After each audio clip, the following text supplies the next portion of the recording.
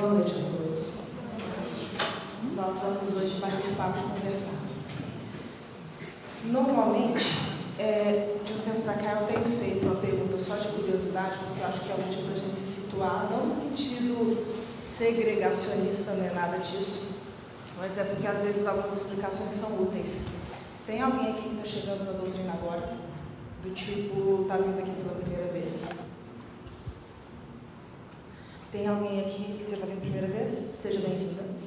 É só para entender, porque senão tem umas coisas que fogem um pouco, você vai achar a gente meio esquisito, aí é bom a gente partir do início, que a coisa fica tudo bem. Acredito que todos nós que estamos aqui há mais de uma semana, porque diz-nos a espiritualidade que quem já teve pelo menos uma semana de convivência com a doutrina, já não pode falar que não sabia mais, o problema todo é esse. Tem sido dito desde a época da codificação que estamos nos preparando para uma mudança na feição do mundo.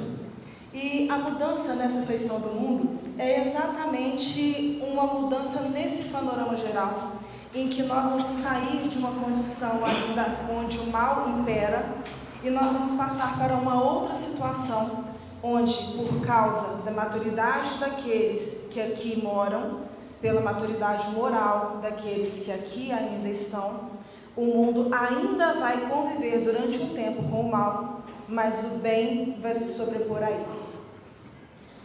E aí, nós começamos a pensar, e vamos ser muito sinceros, de vez em quando passa pela nossa cabeça, quando nós olhamos o panorama no qual estamos inseridos, que talvez, só talvez, alguém do lado de lá tenha errado um pouquinho. Porque com tanto de notícia, de violência, de agressão, de corrupção, com tanto de desmandos, com a quantidade de situações más que estamos atravessando à nossa volta, não é possível que vai vir, e em breve, um mundo onde o mal ainda exista, mas o bem vai se sobrepor a ele. E de vez em quando dá um pouquinho de sensação de cansaço, porque nós lemos as obras espíritas, as obras mesmo de outras religiões, mas que trazem, essas notícias da certeza do reino de Deus presente entre nós, e parece que é cada vez mais difícil de entendermos ou de sentirmos essa realidade junto de cada um de nós. E aí, a Adriana estava me perguntando no início se era hoje que a gente ia trazer música, porque eu pedi permissão para no mês que vem a gente trazer música.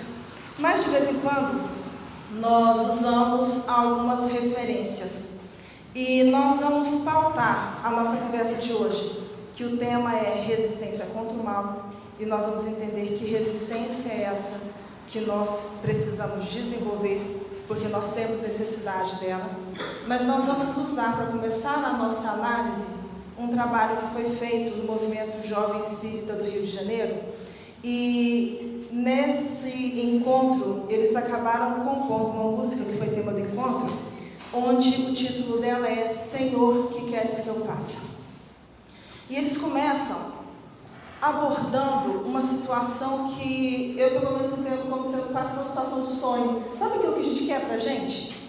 Porque ela vai falando assim: eu quero ver o sol brilhar e a luz vencer a escuridão, a porta abrir e o amor brotar em flor em cada coração, a vida transpirando plena em formas naturais, e os homens cada vez mais perto dos seus ideais. Já pensou nisso? Luz vencendo a escuridão, os homens se unindo e próximos cada vez mais dos ideais que cada um de nós temos. É vida de sonho. Segundo aquilo que a gente vê hoje, parece vida de sonho. Mas eles ainda continuam. Eu quero a paz em cada olhar, o riso aberto a oferecer, a tua mão e a minha mão, edificando a comunhão. E quando olhar então a Deus da vida eu possa ver mais brilho e menos fome, mais ventura em cada ser. Viu que no início ele falou da questão simplesinha, né, mas do riso aberto a oferecer? Divaldo fala que teve uma vez que ele resolveu fazer uma experiência. E ele corajosamente foi para a famosa esquina da Ipiranga com a São João, lá em São Paulo, se postou na esquina e simplesmente, assim que o sinal abriu, ele sorriu para as pessoas que estavam vindo em sua direção. Diz ele que a primeira pessoa que viu ele naquela situação, segundo ele, era meio que um brutamontes, do tipo saradão, surfista, que já chegou para ele, tá rindo de quê? O comentário foi simples. Diz ele que a primeira coisa que ele pensou, porque ele tinha duas opções: ou falar a verdade ou talvez apanhar do cara, ou tentar algum recurso para fugir exatamente da surra. Ele falou: eu não estou rindo de nada, eu não estou rindo para você, eu estou rindo simplesmente das coisas que acontecem na vida. E por que você está fazendo isso? Primeira coisa que passou na cabeça dele: porque eu sou cego, eu não vejo nada, então eu rio para aqueles que estão à minha volta. Diz ele que a cena mudou e o cara, ele viu ainda, né? Diz ele que o cara ainda ficou passando a mão na frente do rosto dele, tipo, será que é cego mesmo? Vamos ver o que está acontecendo. E quando ele se convenceu, porque ele conseguiu manter impassível, né, a cena, o homem, segundo ele, fez a pior das coisas que poderia ter feito com ele.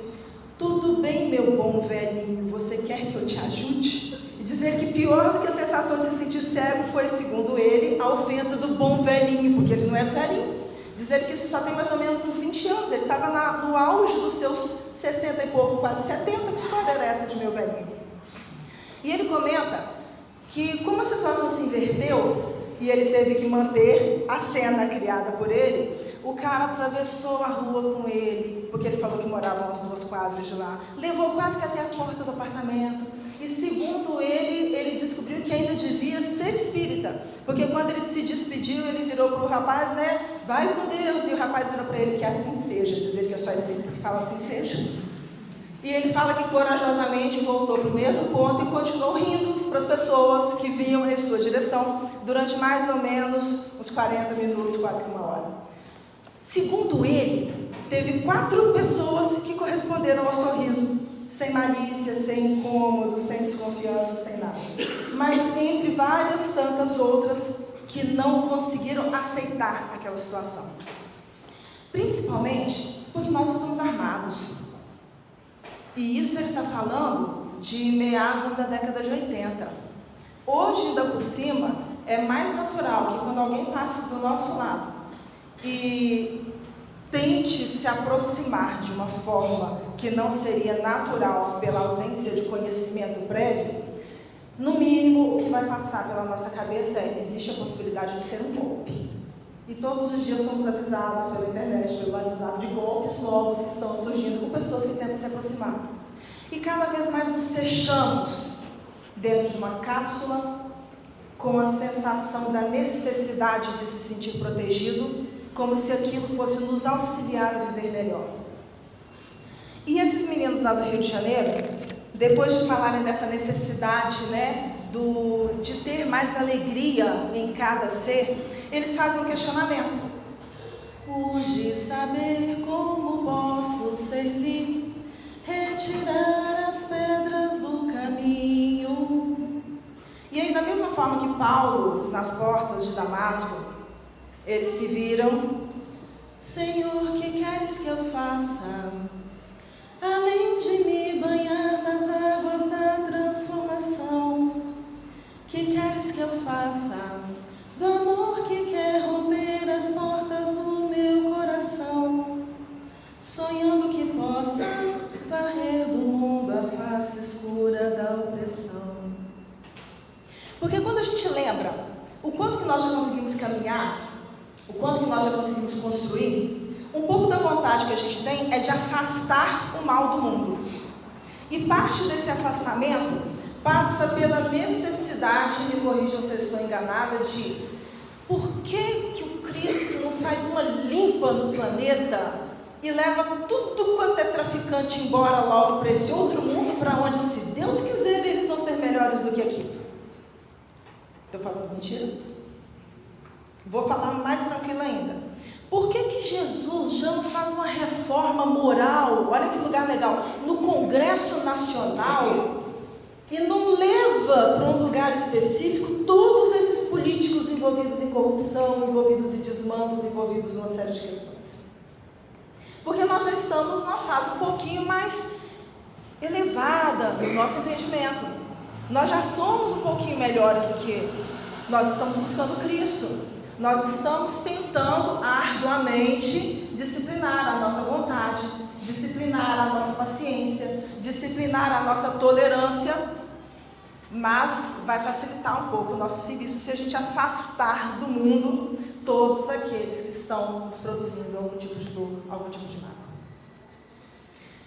E aí, nós fomos buscar Há Flores no Caminho, da Amélia Rodrigues, porque normalmente quando as meninas pedem pra gente sugestão de tema, nós começamos a ler, a vigiar toda coisa que aparece pela frente para ver se vem a ideia, né? E nos chamou muita atenção um capítulo desse livro, que foi psicografado pelo Divaldo Pereira Franco, autoria da Amélia Rodrigues, onde existe um capítulo que se chama exatamente Resistência contra o Mal. E quando nós falamos de resistência contra o mal, nós geralmente pensamos em alguma forma de nos protegermos contra o mal que existe aí fora, como uma necessidade de fazer com que esse mal não nos atinja. Então é comum, às vezes, nas nossas preces, nós agradecemos a Deus pelo mal que não nos aconteceu. É comum pensarmos em todas as oportunidades de dor que acontecem aí fora, e sempre vem na nossa mente, que bom que não aconteceu com ninguém da minha família, porque nós queremos a todo custo afastar o mal de cada um de nós. Mas é tão curiosa a condução, porque a Amélia Rodrigues começa esse capítulo, e ela vai remeter uma outra situação, falando que aquela tarde tinha sido de intensa significação espiritual para todos aqueles que tinham acompanhado Jesus, porque eles tinham acabado de retornar do monte após aquilo que ficou conhecido no Evangelho como Sermão da Montanha. E no Primícias do Reino, no 3º capítulo, que se chama O Excelso Canto, também da Amélia Rodrigues, onde ela vai narrar, e é lindíssimo, porque como ela viveu naquela época, ela resgata também as tradições e as recordações impressas no seu próprio psiquismo. Ela vai narrar a ambiência, a vibração, as sensações das pessoas a escutarem cada uma daquelas falas, cada uma daquelas bem-aventuranças. Ela comenta que quando Jesus fala do bem-aventurados os pobres de espíritos, todos aqueles que se sentiam afastados de todas as condições, ou desprovidos de todas as condições materiais, já começavam a se questionar, mas todos nós somos pobres. É para nós então que ele está falando. E ela vai citando cada uma das bem-aventuranças, e quem puder é lindíssimo, como um canto mesmo dito pelo mestre. É interessante porque Gandhi, como conhecedor, porque ele era muito culto de várias culturas diferentes, ele vai mencionar que se perdesse, e não vamos esquecer que ele era um hindu, mas ele fala que se perdesse todos os códigos morais escritos na humanidade, e que se mantivesse somente o Sermão da Montanha, nada seria perdido. E é curioso, porque é um hindu que vem chamar a atenção no século XX para a importância de algo que nós estudamos com frequência, porque tem algumas delas que nós quase que já sabemos de cor. Bem-aventurados os pobres de espírito, porque herdarão a terra. Bem-aventurados os mansos, bem-aventurados isso, bem-aventurados aquilo. E a Amélia Rodrigues, ela vai discorrer sobre o Sermão da Montanha, falando que ele foi a apresentação do que ela chama de Carta Magna para a humanidade. Lembra qual é a ideia da Carta Magna? Constituição, Código Divino. No entender dela é exatamente isso. É a Carta Magna que foi dita pelo Cristo com relação à nossa vivência, à nossa necessidade de construção dentro da humanidade. E depois de explicar cada uma das bem-aventuranças, e eu fico imaginando a cena, ela fala, e vocês me desculpem, mas eu não tenho a poesia dela, de vez em quando nós vamos ler alguns fragmentos.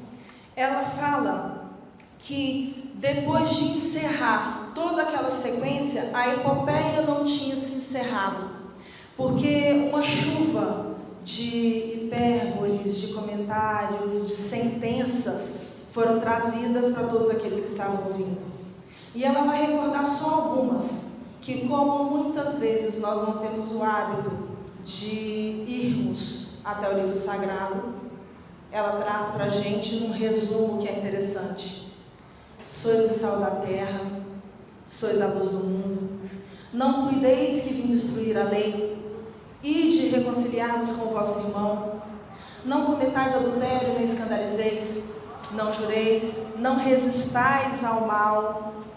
E esse ponto é importante para a gente. Amai ao vosso próximo, aos vossos inimigos. Sede perfeitos. Orai assim, Pai nosso, que estás nos céus. E ela vai comentando que, de alguma forma, aquele sermão dito naquela tarde, meio que condensou todas as máximas trazidas pelo Cristo. Tudo aquilo que ele acabaria depois desmembrando em outras sentenças, em outras situações. E os estudiosos mais recentes dentro da doutrina vêm chamar a atenção de que o Evangelho do Cristo é a visão que um Cristo tem da lei divina. E não sei se vocês se recordam do que é a ideia do Cristo.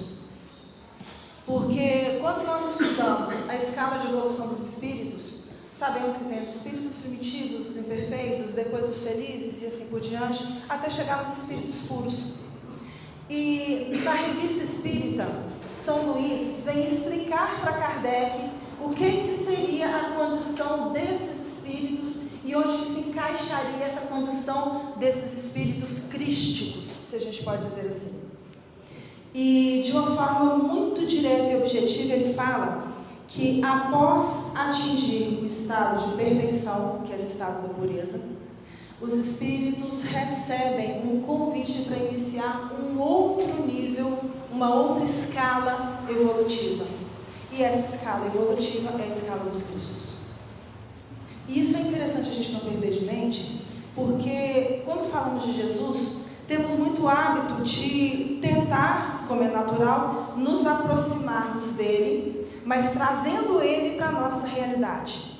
Tentando fazer com que a dor dele, a dificuldade dele ou a vivência dele se identifique com a nossa própria dor. Nos esquecendo que há mais de 2 bilhões de anos, ele já era um Cristo em comunhão com Deus. Como alguns dizem, médium direto de Deus, porque tem condições de estar em acesso frequente com Ele. E os ensinamentos que Ele trouxe para nós são roteiros diretos, reais, não é historinha para fazer criança acreditar numa coisa bonita. São situações práticas e concretas de vivências possíveis e reais em direção a esse processo evolutivo. E por que nós estamos fazendo essa curva? Porque quando eles estavam retornando depois do sermão, Simão Pedro estava se sentindo profundamente angustiado, porque aquela tarde foi tão plena de revelações, de bênçãos, as vibrações que tinham se acumulado naquele ambiente eram tão profundas, que ele estava se sentindo profundamente dividido entre aquele mundo novo que tinha se apresentado a ele, depois de toda aquela exposição, e ao mesmo tempo a certeza que ele trazia em si, de tudo aquilo que ele ainda não conseguia fazer. Sabe aquilo às vezes, da gente ouvir ou ler um livro, ou passar por uma situação qualquer, que parece que nos eleva um pouco mais espiritualmente, e de repente nós somos jogados de novo na realidade do nosso dia a dia, e dá um pouco daquela sensação de vazio, de desconforto?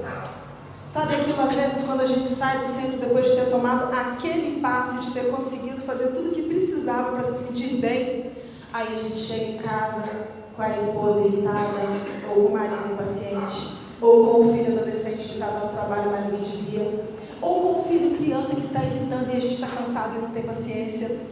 E aí a vontade que a gente tem é de virar, ai meu Deus do céu, por que eu não pude ficar mais tempo lá naquela situação que era de paz?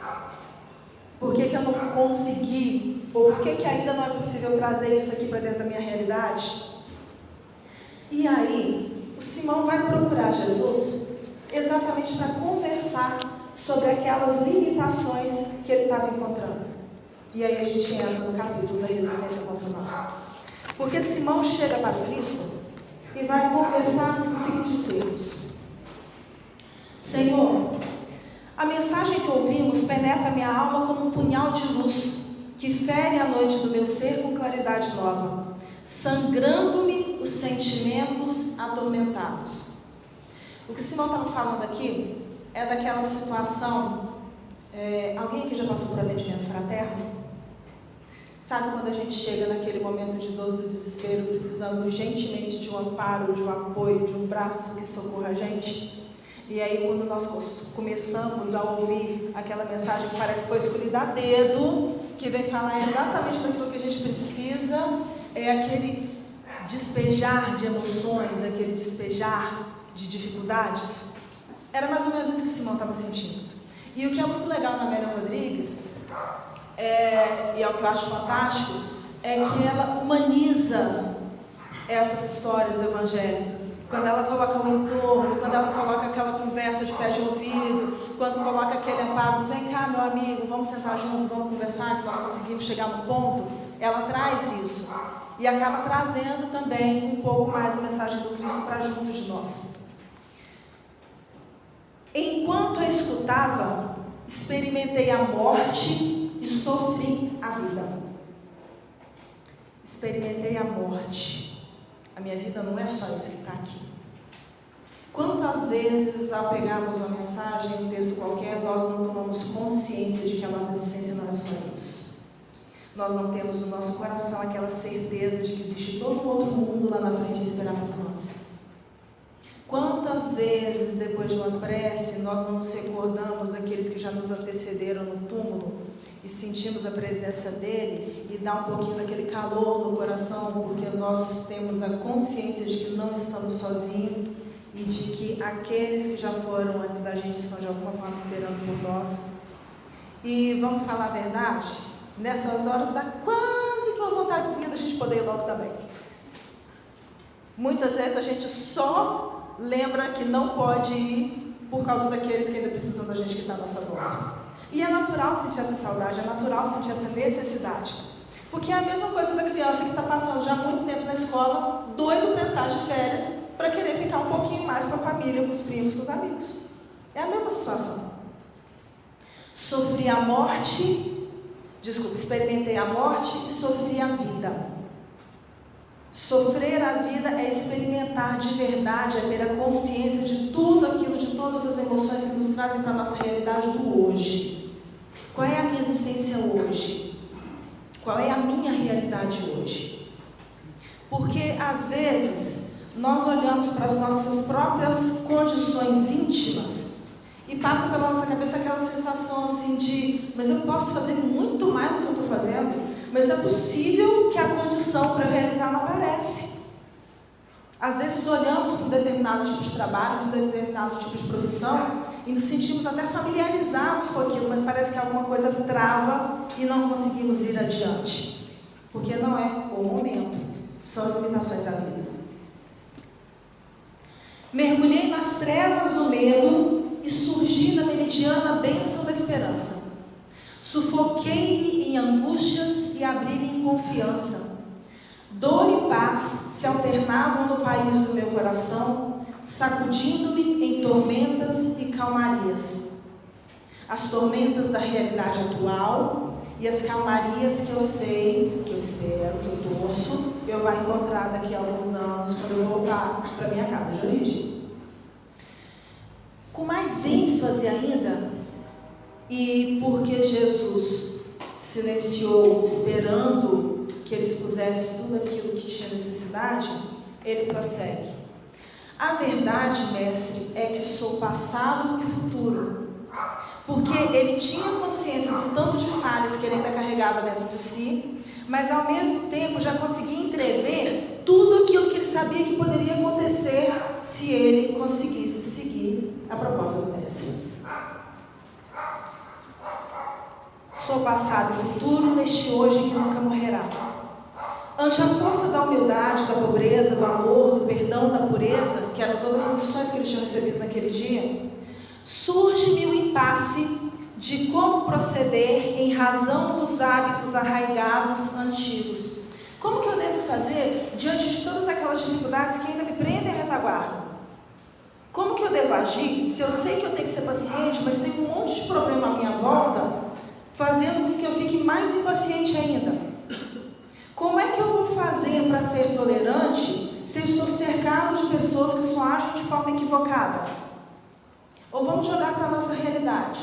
Como acreditar em política se à minha volta eu só vejo corruptos? Como que eu vou acreditar em paz se toda vez que eu ligo o jornal eu só vejo violência? Como que eu vou ter esperança se toda vez que eu tento me dirigir para alguma situação ou para alguma condição nova, os vícios daqueles que estão à minha volta parecem que só querem me puxar para trás e atrapalhar a minha existência? A dúvida de Simão era essa. E é exatamente a dúvida que passa pelas nossas mentes várias vezes, se bobear, num dia. Como Deus que eu vou conseguir continuar vivendo com essa sogra que o Senhor colocou no meu caminho? Como Jesus que eu posso exercitar um relacionamento afetuoso se esse meu marido é a peste que me atrapalha todos os dias da minha vida? Cadê aquele homem que eu casei? Ou cadê aquela mulher paciente e amorosa que vivia junto comigo? Como que o Senhor quer que eu consiga me desenvolver se tudo na minha vida está ruim? Só para a gente traduzir um pouquinho para a nossa realidade as questões que ele estava colocando. Jesus é ótimo para responder, né? Simão, que sucede à noite visitada pela luz? Quando a noite começa a se inundar de luz, o que acontece? A pergunta é essa. E Simão responde o óbvio: adorna-se de claridade, o dia amanhece. Quando a noite começa a se inundar de luz, o dia amanhece. E ao pântano que vai sendo drenado? Oferece terra para a agricultura. Legal, né? Simples, objetivo. O pântano está sendo drenado, vai ser uma terra propícia para a agricultura. Aí vem o problema, porque quando Jesus facilita muitas coisas, a gente sabe que não fica muito bom lá para frente. Do mesmo modo, Simão, quem conhece o amor, e aí eu vou fazer uma pergunta, vocês já se sentiram realmente amados alguma vez na vida? Ou o amor de pai, ou o amor de mãe, ou o amor de irmão, ou aquele amor de estar no meio do desespero e sair caminhando pela rua sem saber o que vai fazer e olha para o céu, Deus me ajuda, aí parece que vem a resposta só naquela brisa e a gente entende que de alguma forma está recebendo uma resposta do amor de Deus. Porque Jesus fala que quem conhece o amor, quem experimenta o amor, jamais odeia. Quem conhece o amor jamais odeia. E se experimenta a vaza pútrida da animosidade, se de alguma forma acaba experimentando essas situações de desespero, de dor, de revolta, de angústia, drena a fim de que a terra dos sentimentos se ofereça à sementeira da esperança. Por isso que a espiritualidade fala que quando nós temos uma semana de conhecimento já é o suficiente. Por isso que Dona Ivone Pereira narra para a gente no Memória de um Suicida, e toda vez que a gente entra aqui nessa casa a gente lembra da memória dela porque ela passou por aqui, que segundo os espíritos que atendem os suicidas lá, e só me ajudem aqui, eles dizem que qualquer pessoa que pelo menos uma vez na sua existência, e ele está falando de existência de espírito, não de existência encarnada, né? Mas que qualquer pessoa que já ouviu pelo menos uma vez nesses últimos 2000 anos aquela passagem que diz: vinde a mim, vós que sofreis e vos achais sobrecarregados, e eu vos aliviarei. Tomai sobre vós o meu jugo, que é leve, e o meu fardo que é suave. Porque quem ouve isso pelo menos uma vez na sua existência de espírito, não pode dizer que não sabia da promessa de Deus através da fala do Cristo, do amparo que ofereceu a cada um de nós. O que Jesus estava querendo dizer para Simão era exatamente isso. Porque se nós fomos de verdade tocados pela força do amor, pelo menos uma vez na vida, se nós já entendemos o que é a necessidade do amor, quando passa alguma situação à nossa volta que nos exaspera um pouco mais, que nos traz um pouco mais de dificuldade, nós consequentemente deveremos sentir a necessidade de drenar aquilo de nós, para que aquele elemento pútrido, desconfortável, dolorido, não venha prejudicar a sementeira que nós temos condições de fazer ao nosso redor. Só um detalhe, Jesus em momento algum falou que era fácil, ele falou que a gente tinha que fazer. E tem só mais ou menos uns 2000 anos que ele está esperando a gente tentar exercitar essas questões. Mas não fica por aí, porque como Simão tinha muita intimidade com ele, né? E é bom quando a gente tem intimidade com alguém, porque mesmo a gente levando um tapa na cara, a gente volta e pergunta a mesma coisa de novo, com a esperança de que dê alguma dica diferente. Sabe aquilo do filho para assim, mãe, eu não gosto disso, mas tem que fazer. Mas não dá para fazer de outro jeito, não, porque nós estamos buscando portas diferentes, né? Simão vira para ele: se um amigo com quem privamos no dia a dia se volta contra nós em acusações injustas, não será lícito fugir dele, guardando mágoa pela ofensa sistemática? Se um amigo em que eu confio, vamos falar de forma diferente, se eu tenho um irmão que de alguma forma me traiu e eu confiava nele, será que eu não tenho direito de me sentir magoado, não? E de me afastar dele por causa disso? Poxa vida, o cara fez tudo de errado. Eu tenho o direito de me sentir ofendido com aquela situação. E nós ainda viramos com as justificativas, né? E Deus sabe disso, porque Ele sabe que eu ainda sou um espírito que está no planeta de provas e expiações. Eu estou no momento de errar. Se eu já fosse um espírito mais evoluído, tudo bem, mas só que eu não sou. A minha realidade ainda não é essa.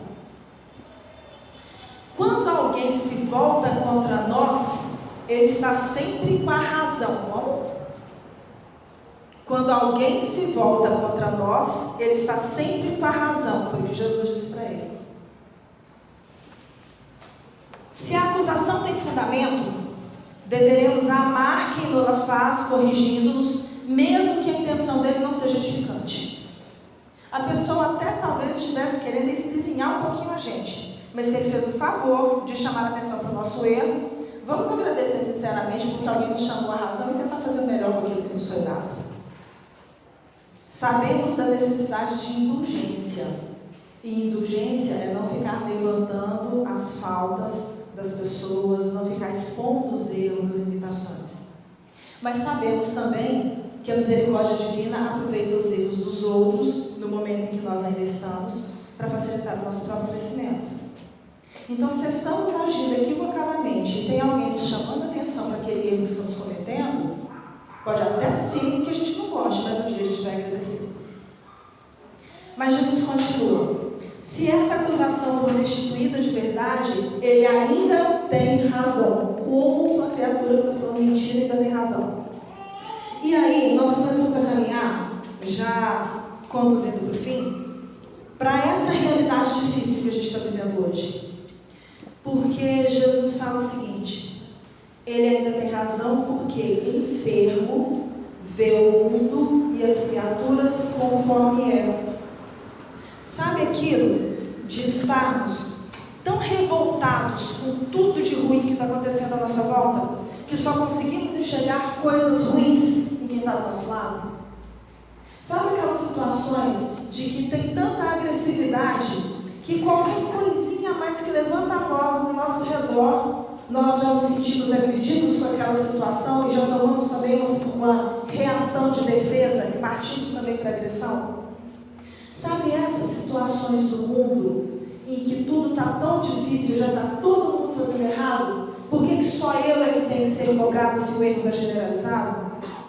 É um clipe só de papel que eu achei aqui em cima da mesa. O que tem a ver? A pessoa perdeu, nem vai dar falta e nem vai voltar atrás para procurar. É o mesmo princípio da corrupção do mundo. É o mesmo princípio do erro.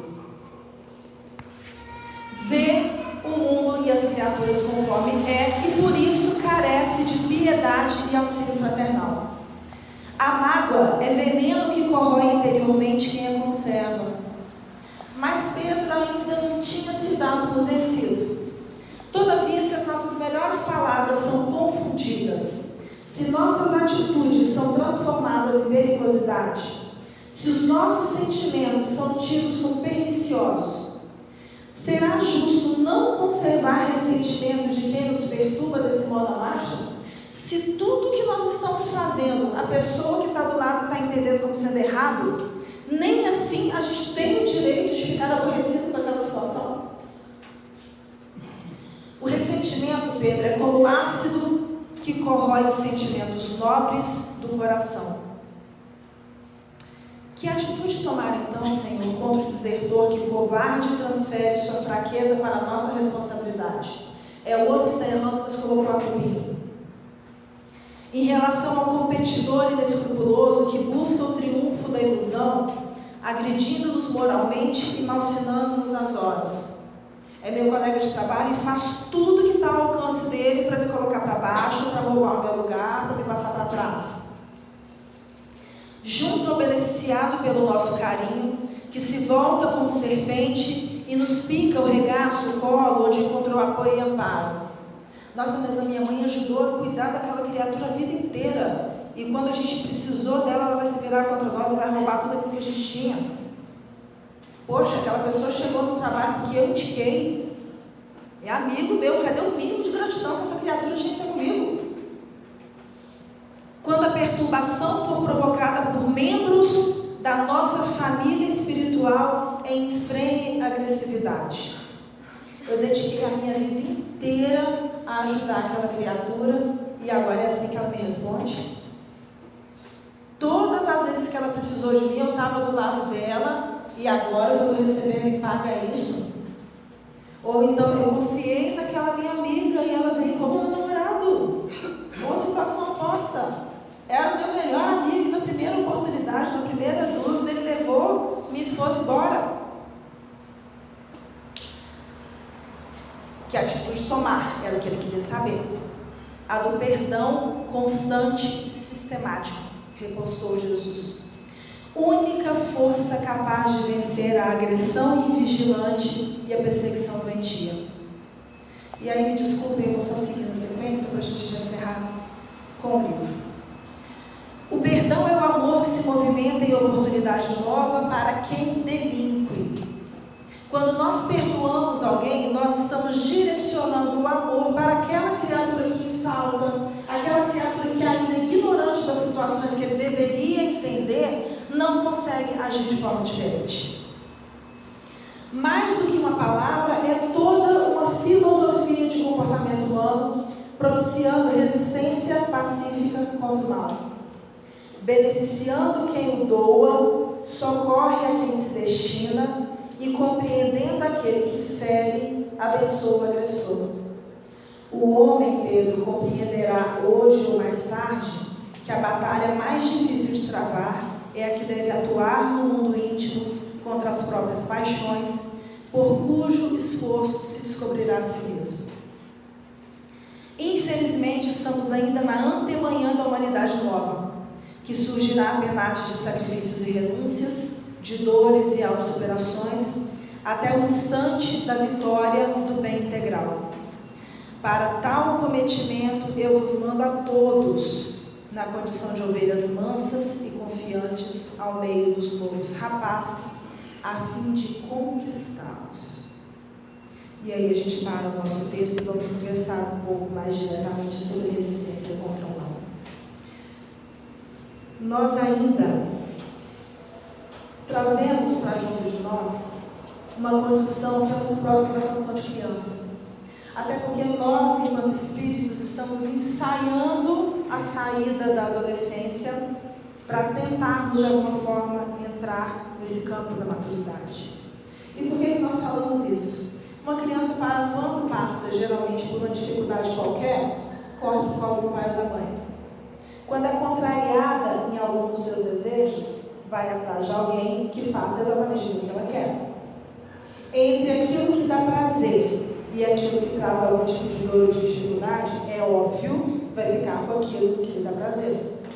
Quantas vezes nós não passamos por situações de ter que falar 1 milhão de vezes no ouvido de uma criança qualquer que ela tem que arrumar o quarto, que ela tem que guardar roupa, que ela tem que fazer tarefa, que tem que fazer isso, que tem que fazer aquilo. E a espiritualidade nos diz no Evangelho segundo o Espiritismo, no capítulo que chama o dever, que o dever é o consentimento da razão. É aquilo que nós sabemos que é o certo. É aquilo que nós sabemos que nós temos que fazer, que nós temos que vencer. E a questão é que, nesse momento em que nós estamos vivendo hoje, no meio dessa dificuldade toda, estamos com certeza ansiando por paz.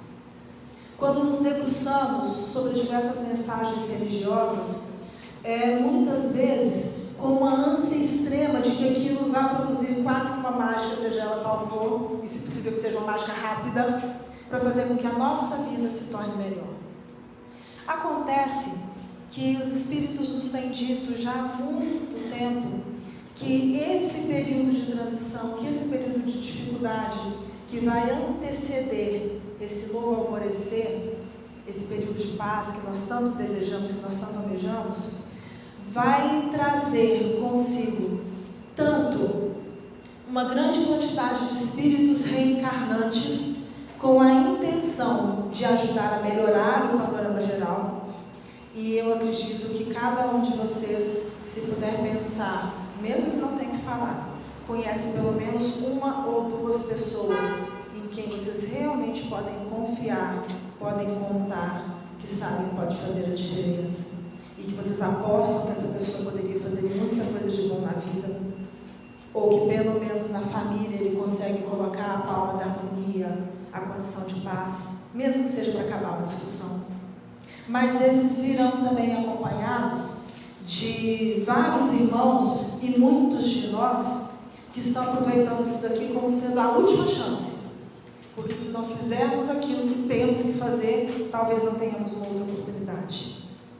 Porque nós já somos viciosos há muitas vidas. Nós ainda nos comprazemos com situações doloridas e difíceis, de uma forma que muitas vezes nem temos coragem de confessar para nós mesmos no recesso da prece. Quantas vezes não ficamos remoendo dificuldades já vividas, problemas já enfrentados, situações que já deveriam ter sido vencidas há muito tempo, mas que nós trazemos à tona em várias vezes, em várias situações. E o que a espiritualidade nos fala é que o encontro desses bons que estão descendo para ajudar, com esses outros que também estão descendo para receber essa ajuda e talvez movimentar essa ajuda recebida em prol dos outros, é característico desse momento de dificuldade. E o que eles passam para a gente, e a mensagem da Amélia Rodrigues traz exatamente esse ponto, é que não vamos conseguir fazer com que este mundo vire da água para o vinho, afastando deste mundo as sombras da opressão.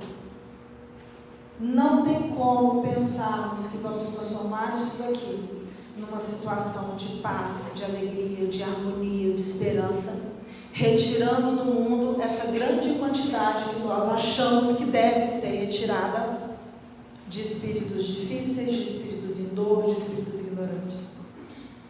Principalmente porque esses espíritos difíceis e dor ignorantes, eles têm pais, têm mães, têm filhos que os amam, têm espíritos que de alguma forma estão torcendo para a recuperação deles e que estão desejando ardentemente que nós possamos fazer alguma coisa para ajudá-los nessa caminhada. Mesmo que seja o auxílio de, às vezes, como sugeriu Jesus, receber a agressão, receber a bofetada, mas fazer o exercício do perdão, entendendo-os como doentes, como necessitados, como pessoas carentes do nosso afeto, do nosso amor. Sabemos que temos as nossas limitações e nem tudo é fácil de conseguir. Eu, por exemplo, estou passando por uma situação maravilhosa de ter um grupo lindo de adolescentes que resolvem sentar perto da minha varanda na rua quase todos os dias e o cheiro de maconha é tão bom que tem dia que eu tenho que sair da varanda com minha filha. A primeira sensação de várias vezes foi, pelo amor de Deus, tira esse bando de gente daqui, pelo amor de Deus, tira esse bando de gente daqui.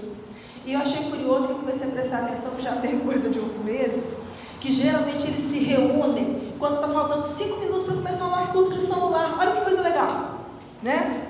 E aí um dia bateu um clique assim, eu aposto que deve ter algum espírito gente boa do lado de lá, que deve estar fazendo eles vir para cá exatamente nessa hora, né? Porque a gente sabe que durante o culto toda a redondeza é auxiliada, mas a gente pensa, mas tinha que ser agora, não podia facilitar a minha vida um pouco não? E aí nós começamos o exercício de respirar fundo uma vez, respirar fundo 2 vezes, 3 vezes, 10 vezes, porque estamos começando a entender que não é o mundo que vai mudar para tranquilizar a minha existência. É a mudança da minha existência, contribuindo para a construção de um mundo melhor, que vai fazer com que esse mundo se regenere. Nós conhecemos por aí pessoas que já estão de verdade vivendo um mundo de regeneração, porque conseguem de verdade pautar as suas ações em torno do que seria esperado de um mundo de regeneração. Mas aí, voltamos à pergunta lá, só que agora já sabemos a resposta, né? Senhor, o que queres que eu faça? Além de me banhar nas águas da transformação, o que queres que eu faça? Do amor que quer romper as portas do meu coração. Talvez, ao invés de sonhar em afastar do mundo as sombras da minha opressão, eu consiga, com exercício constante, colocar um pouquinho de luz. Primeiro em mim, depois dentro do meu lar, depois talvez no meu vizinho imediato, para contribuir com a obra do Cristo, nessa resistência contra o mal, no sentido de não me igualar a Ele, de não abraçar esse mal e espalhar também a agressividade, a dor, o desespero. E a anulação disso só pode ser feita no amor.